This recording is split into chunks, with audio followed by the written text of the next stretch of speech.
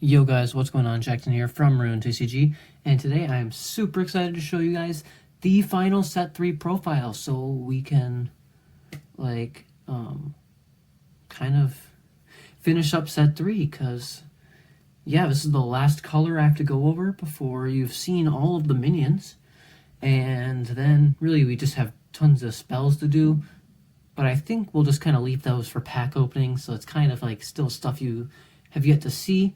So yeah, before I get into it though, make sure to like and subscribe to the video. The support on the last video has been crazy, guys, so thank you so much. And if you want to support me for Christmas, yeah, you can check out the Game Crafter link. We have tons of stuff coming out. We'll have 2 new products that'll come out hopefully before Christmas. I'm not really sure yet though. And then, yeah, we will have... you can get a set 1 and set 2 packs there as well. So yeah, thank you guys so much, and let's just get into the video. So first up, we have set 1 white cards. So we went over black last time, but white is an interesting color too. White was probably the worst color, just because it, in set 1 at least, just because it didn't really do much. Like, it wasn't the strongest color, like really based off of anything. So the fact that it was able to become a quite strong color in set 2 is really cool, and I hopefully set 3 can make it more of a generic color again, because I don't really like the direction it went in set 2, but I think it's a fun like color to play. So first we have Minced. Minced is really cool. It's kind of like Possessed Pumpkin. Like, cards that are supposed to be discarded can be attached to him instead, but when you have 3 minions attached to it, you get to draw 2 cards. It's not very strong of an ability, and it's a really weak card overall, but it's a 0 cost, so you don't really risk much for playing it. Like, you risk 1 point, obviously, but that's not that bad. And then we have Tartusi, 2 cost minion, pretty generic, just like most of set 1's white minions. Then we have a 0 cost minion, Nanapoo, 30 in both stat. Then we have Morph Jin, 40 HP, 20 attack. 0 cost minion, 0. 0 cost minions are really important for black and white, but white didn't really benefit much from them in set 1. So then we have Slicer. Generic card, but when you get to play it, you get to draw a card, so it's pretty strong. Then we have the Eye. Probably one of the strongest set 1 cards. It's probably the only good set 1 white card. But it's okay stats for 4 cost, and it says this minion may use any type of rune to attack. And you'll see a lot of that type of ability from white. Then we have Flaskin, a minion that's really cool in my opinion. I think it can attack 2 minions at a time. So like if you attach a item that boosts its attack, you can do so much damage with this minion. Then we have Gustont. Just like it clears the changes on both players' like stats, so it's really strong. Long Pikeman Justice, it can attack minions on the bench. Kind of the same thing as Flaskin, but it does more damage. So then we have the Bra Rare of set 1, which is like the rarest rarity if you're new to Rune TCG. But basically, it's Narkatha's Baron of the Sky Castle. It's okay by today's standards. It's not the greatest card. And its ability's decent, though. It's like, it's not affected by item or environment abilities. So, like, you can't really... You have to work for your Narkathas. You can't boost it up very easily. Then we have Ruber, the last card, and it says, when this minion attacks, you may remove an item from a minion in play and discard it. So, pretty strong. Now... we have set 2. Set 2 really gave white an identity as a color, and you can definitely see that in the way it plays. So first up we have Quartz Clones, a really, really unique card. It says, when played, flip over all minions on your bench and your active minion. Any card that is flipped over now has 60 HP and 90 attack and needs 1 rune of any color to attack. So basically, you play Quartz Clones, and then you just have a full field of these flipped over cards that are basically just all Quartz Clones, so it clones itself, and I really think that's a really cool ability, and it's really strong too. It's really good in like a spammy deck, so pretty good card there. Then we have Kipple, Ancient Guardian, one of the best draw support cards in the game, all until set 3 comes out. Obviously, white is going to have some pretty cool draw support then. But Kipple, basically, once per turn, you get to look at the top 2 cards of your deck, and then you can put one of them in your hand, one of them in a discard pile. Really strong, and it's tanky. So, like, this is something really good in the early game. Now we have Togeda Kleena, part of the Togeda archetype for the white. It's probably the strongest archetype in set 2. So Togeda is really strong. Then we have Franzol, another one of those can use any colored rune to attack minions.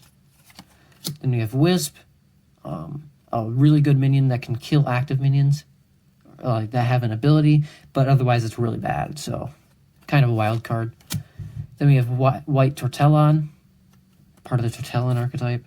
Now we're on to the Togedas, so the last 4 cards from set 2 are Togedas. Togeda Blue is probably the most polarizing card in the entire archetype. 170 HP, which is massive for 2 cost. And its attack isn't the worst. It's serviceable. And then it says, during each end phase, this minion heals all damage on it. So basically you have to one-shot it or it won't die. So Togeda Blue is strong. And then we have Togeda Octaver that basically can heal itself whenever you attach an item to it, and it can have multiple items, so it's really strong in that way. Then we have Togeda Anglefish. When played, you get to heal damage from minions on your bench or your active minion. It's pretty good. And then we have probably the other polarizing part of Togeda. It's Togeda Jello, and whenever a minion is healed, you get this thing gains 25 HP and attack.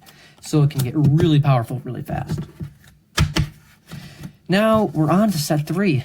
So that's really interesting. Set 3, I'm not really sure how white's going to play out. I don't think it'll be the best card, best colors, but it has some very strong cards. Like, first up, we have a Pandas, 90 HP, it's pretty good for a 1 cost, and 10 attack, which is bad, but who cares, because its ability is amazing. It's basically the same thing as Fractal's Treasure Chest, except you get a minion on the field, which can be good and it can be bad. It really depends on what you're playing this in. So a Pandas, really strong card. When played, you get to draw 2 cards. I definitely could see this becoming a super staple card in spam decks because, yeah, you don't need to have the spell, but in certain decks, you may not want to fill up your bench. So Pandas, it'll be a cool card. Then we have Fluffy. I love Fluffy. Whenever an opponent plays a spell or a trap, this minion gains 10 attack, 10 HP and 10 attack, and you get to draw a card. Very strong ability. Like, the stat gain isn't that big, but if you just lay this on your bench at the start of the game and you just let it sit there, they'll kind of force to not play spells or traps because you don't want your opponent to draw so many cards and get a strong attacker out of it. So Fluffy, really strong card. Then we have Xenoph, just a basic white minion, not that great. Then we have Burdock. It's when played, you get to draw a card from your rune deck. So this set is really going to make sure that white is the color for drawing cards. And this is kind of the theme, if you can guess it. So now we have Bimbly Boom. It's a decent attacking card for white. Then we have Zool Armada, probably one of the coolest cards in the game. 5 HP and attack, which is really bad for a 2 cost, obviously. But its ability is where it shines. It says you may have any amount of Zool Armada cards in your deck. So basically you could have your whole deck is just this. And then this minion gains 30 HP and attack for every Zool Armada minion in play. And in play means that's on your bench or your active minion. So, if you have your whole bench filled with Zool Armada, you could have 185 in both stats, which is amazing. It's broken for a 2 cost minion, but obviously you're going to need to build that up because it's really hard to get that out. Then we have Zen.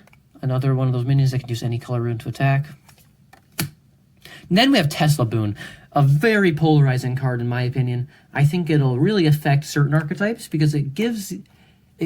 I love this type of ability. Green had this type of minion, but it didn't affect everything. This affects everything. Basically, it says all minions in play use their current HP to attack. So Tesla Boon, you can play it. You can... Basically, this allows a whole new archetype of attacking minions that only attack with their health. It allows that to play, so that's really strong. Then we have the Beat Schlub.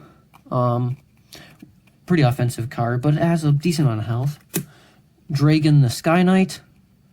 Decent common with no ability. Then we have Yunkt. amazing offensive card, 300 attack, and its ability makes it so it can't be affected by traps. Like, let's just say Boot. I'm not sure if I showed this, but it says if a minion is played, you get to cancel that minion's ability and then discard that minion. So, yeah. Yunkt is not affected by it, even though it cancels the ability.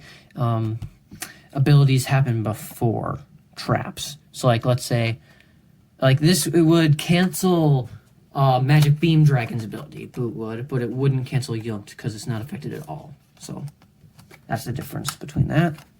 And then we have Dr. Tomb. Probably some of the most stats on a minion. Insane attack. And whenever it attacks, you get to search your deck for a trap card and put it in your hand. So it has a little bit of trap support. So, what do you guys think of White in set 3? And I cannot wait to show you guys, see you guys in the next video. Thank you guys so much for watching, and I'll catch you guys in the next video, I guess. Bye.